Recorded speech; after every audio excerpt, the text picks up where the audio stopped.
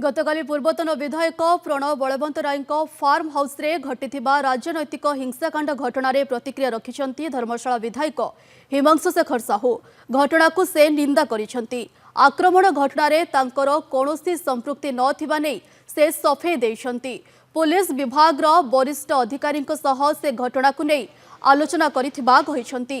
जो माने एही कांड भी आइछंती सेमानक विरुद्ध रे दृढ़ कार्यानुष्ठान नियाजिबो बोली कहिछंती हिमांशु शेखर साहू। बीजेडी पक्षरु डीजी ऑफिस सम्मुखरे जो धारणा दिया जाइछि ताहा राजनैतिक उद्देश्य रखी करा जाउछि बोली विधायक कहिछंती। समस्ते धर्मशालार विकास पाई एकजुट होई काम करिबा पाई विधायक आह्वान दैछंती। सेपटे आईन मंत्री प्रतिक्रिया देई कहिछंती कि राज्य रे जेउठी आईन श्रृंखला व्याहत हेउछि सेठारे तुरंत कार्यानुष्ठान नेई दोषी को गिरफ करा जाऊ। धर्मशाला रे आज जहाँ भी घटना घटी पुलिस स्वाधीन भावे कौनसी चापग्रस्त न होई आवश्यक पदक्षेप नेब। एथिपाई पुलिस को मुख्यमंत्री निर्देश रही राजनैतिकरण करने आवश्यक नुहे।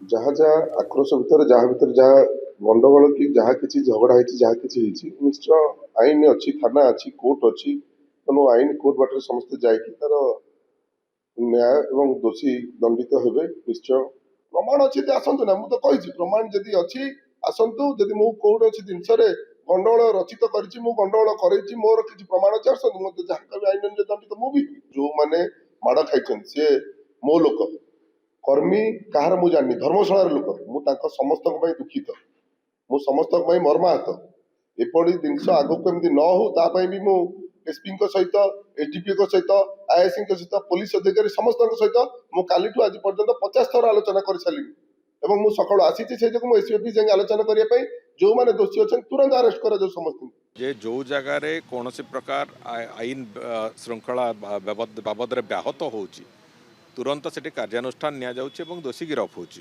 तेणुक आज भी जो कथा जदि कहीं से वास्तव में संपृक्त अच्छा पुलिस तार स्वाधीन भाव में कौन चापग्रस्त न होइकी से बाबद जहाँ पदक्षेप नवा कथा नब